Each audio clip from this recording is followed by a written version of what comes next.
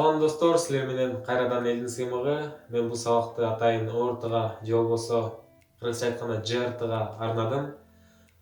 Себеби ортодагы маселелер 11-класстар үчүн жана деги эле бардык эле мектепте окуган окуучулар үчүн пайдалуу деп эсептедим. Орты же болбосо ЖРТ чечмелегенде жалпы республикалык тестирлөө деп чечмеленет. Ал болсо 2 бөлүмдөн турат. Биринчи бөлүмү албетте математика бөлүмү. Матем деп коеюн. Анан экинчи бөлүмү тил. Же орус тили, же кыргыз тили. Кыргыз тили кыргыз мектептери үчүн, орус тили орус мектептери үчүн. Бизге азыр тил кереги жок, себеби биз математиканы үйрөнөбүз. Математика дагы өзү 2 бөлүмдөн турат. Биринчиси А колонкасы, Б колонкасы деп бөлүнөт. Мисалы үчүн мындай кылып белгилеп коеюн. А, Б деп. А колонкасы, Б колонкасы деп бөлүнөт. Анан экинчи бөлүгү болсо кадимкидей эле тест деп коеюн. Азыр түшүндүрүп берем баарын. Өзү математиканын бардыгына 90 мүнөттүк убакыт берет. 90 мүнөт. Анын 30 мүнөттү, ошо математиканын 30 мүнөттү биринчи бөлүмүнө, ошо А колонка же Б колонкасы айтат да. 30 мүнөттү. Анан калган 1 сааты математикалык тестке кетет. 60 мүнөт. 60 мүнөт.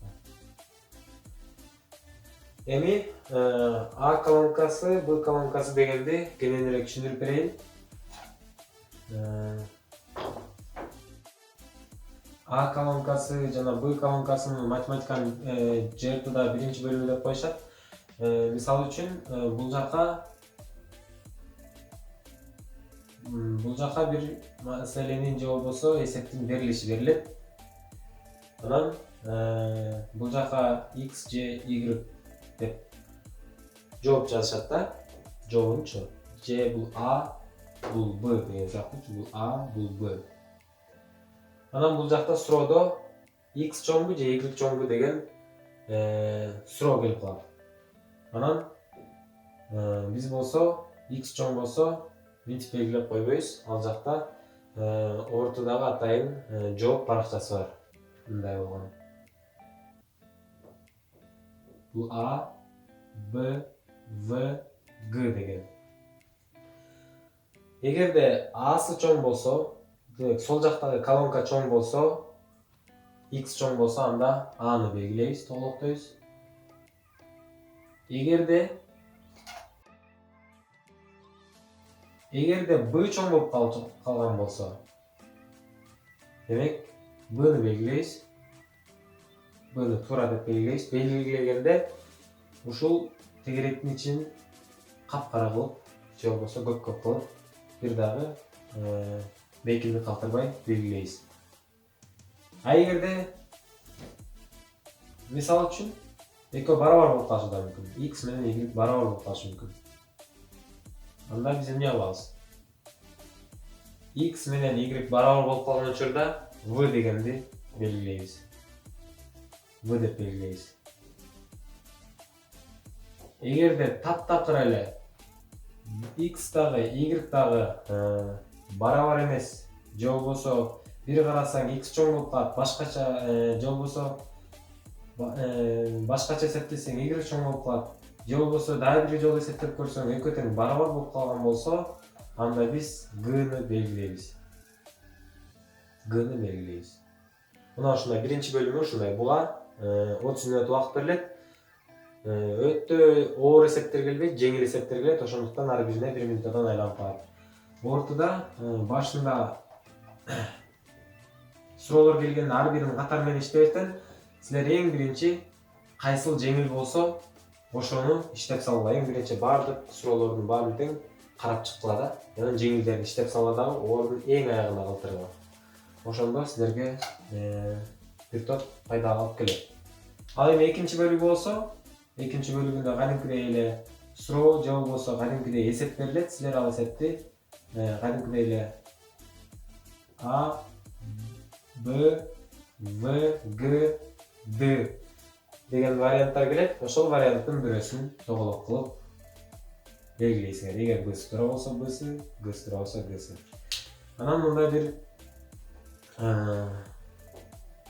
дагы бир нюансты айтайын. Эгерде силер мүмкүн мисалы үчүн жакшы эле иштеп атып, анан кийин 26 номерди иштеп силер болсо, ошол 26-нын жообун силер А, Б, В, Г, Д. 26 номерди иштеп атып силер болсо, мисалы үчүн 26-нын жообун 27-ге жазып алдыңар дейли, мисалы үчүн Б депчи. Адашып жазып алдыңар. Андан кийин муну оңдош үчүн силер деген муну деген замазкалап же чиймелебейсиңер. Муну да өчүрө албайсыңар. Болгону силер деген туура жооп, мисалы үчүн 26 номерде туура жооп Г болуп турган болсо, силер ошону эле квадрат кылып туруп коюп саласыңар. Тигил жактан компьютер болсо, Г'ны туура деп эсептейт. Ар бир суроодо, мисалы үчүн бул бир суроо болду да, бул бир суроо, дагы эки суроо ушундайдан көп да аябай. Ар бир суроодо бир эле жолу мүмкүнчүлүк берилет. Эгерде ушинтип Г дагы туура эмес болсо, демек Г'ны дагы туура эмес деп эсептесеңер, кайра бул жакка квадрат кылып кайра бойгон болбойт. Силерге бир эле жолу мүмкүнчүлүк берет оңдогонго. Ар бир суроого бир жолу мүмкүнчүлүк аласыңар. Бирок ката кетирбегенге аракет кылыңар. Мына ушул жыйыртыны жылдын аягына чейин силер менен чогуу чечмелегенге, математикалык суроолордун же болбосо эсептердин эсептегенге аракет кылабыз. Болгону силердин мага колдооңор керек. Лайк басып, досторуңар менен бөлүшүп, жана комментарий калтырып, ылдый жактагы жазылуу же болбосо подписаться деген кнопканы басып койсоңор, өзүңөргө эле пайда, бул эч кандай оорчулукту жаратпайт. Силер менен элдин сыймы болду. Орто сабагын башталганга чейин кошкула.